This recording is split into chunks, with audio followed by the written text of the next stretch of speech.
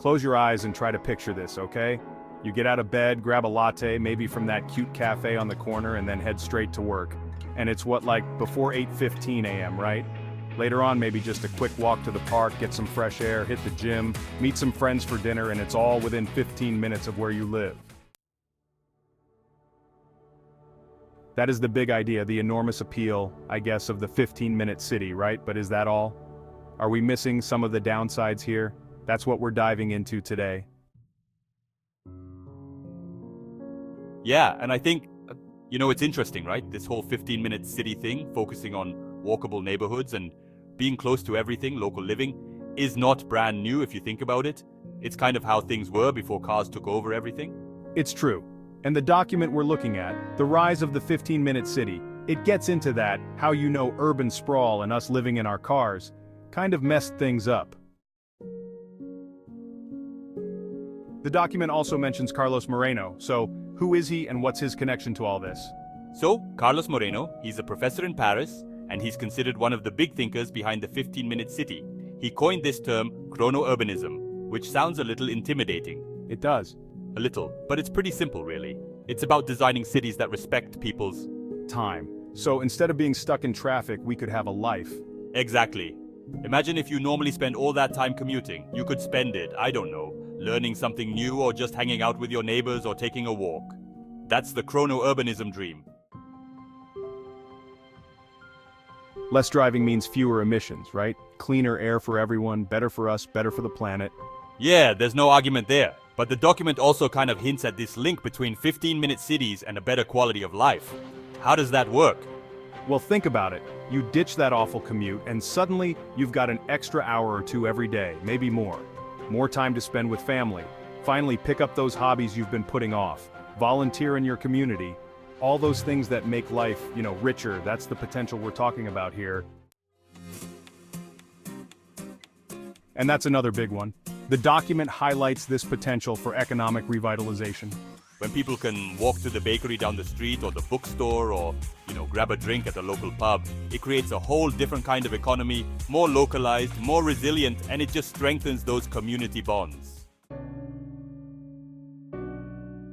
However, it feels like no matter what you do in urban planning, someone will have a problem with it. What are the potential downsides here? There's got to be a catch, right? One of the biggest concerns that come up is gentrification. Right, S2, that's true. If you create these super desirable walkable neighborhoods with tons of amenities, are you just going to end up pushing out the people who live there now? Yeah, it's like we want these vibrant communities, but not if it means forcing out the folks who give it that character in the first place. Yeah, it's a tough one. The document stresses that affordable housing must be a part of the plan right from the start. It can't just be about fancy coffee shops and yoga studios. It would be best to have a mix of housing options that regular people can afford. Things like inclusionary zoning, rent control, community land trusts. All of that. It takes some creativity for sure, but if cities are serious about this, they've got to be willing to prioritize affordability alongside these other revitalization efforts. Otherwise, it's not a community, right? It's just like a fancy club that most people can't join.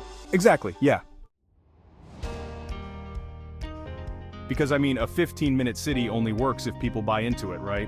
It is not just about the environment, which is essential, but also about showing people how this could improve their everyday lives.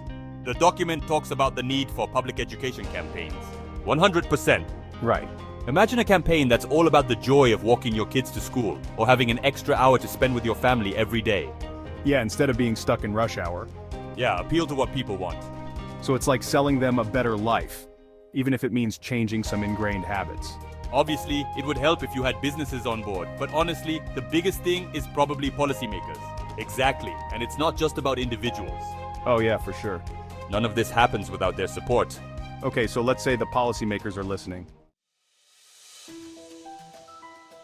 What does this document suggest, practically speaking, to make these 15-minute cities happen?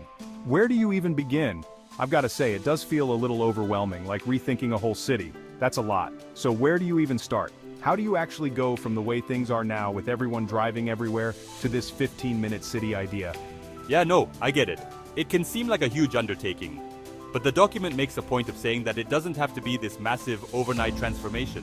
It's more about being strategic, right? Maybe starting with a pilot program in one neighborhood or just a few blocks. Okay, so kind of test it out, see what works. Exactly, see what the challenges are and what people think, and then you can learn from that and adapt as you go. So instead of jumping in the deep end, we're what, dipping our toes in first? Exactly. There's no one-size-fits-all solution for a 15-minute city, right? Every neighborhood is different, every city, so you have to take all those local factors into account and, customize your approach. And I guess that's where it's really important to get people who actually live in these neighborhoods involved. You might even have design workshops where residents can actually give their input. You do surveys, so you hold public meetings.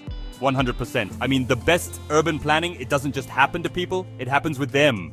So they can shape what their neighborhood's going to look like. Exactly. The idea is to tap into that local knowledge and lived experience and create something that reflects the community's vision. That makes sense. It's way more collaborative than top-down, which honestly is probably a good thing. It has to be. Yeah, it takes, authentic dialogue and being willing to listen to different perspectives. Right. Because at the end of the day, a more livable, sustainable city is better for everyone. Well, this has been a fascinating, if not a little bit, mind-bending deep dive. I mean, trying to balance this appealing idea of a 15-minute city with the reality of how cities work with budgets and existing infrastructure is tough. Yeah, it isn't easy. But I think the thing that's so powerful about the 15-minute city is that it forces you to think differently and reimagine what a city could be. Right. It's about putting people first instead of cars. And that's a goal worth striving for, even if, getting there is a little messy. Oh, definitely. It starts with asking the right questions, like, what do we value in our communities? How can we build cities that aren't just, efficient and enjoyable, but equitable places that foster connection? And those are questions that, it's not just for the experts, right? We should all be asking ourselves these things. Exactly, because the future of our cities depends on it. That's a great point, yeah. So there you have it, our deep dive into the 15-minute city, all the upsides and the challenges, and how it could change the way we live in and experience urban spaces. And look, it's not a perfect solution, but it gets you thinking. So here's a question to consider as you go about your day. What would your ideal 15-minute radius look like? What parts of this resonate with you? And what are you still, maybe a little unsure about? This conversation is worth having because, who knows, perhaps if we start rethinking our relationship with cities, we can make them feel less like concrete jungles and a little more like actual livable communities.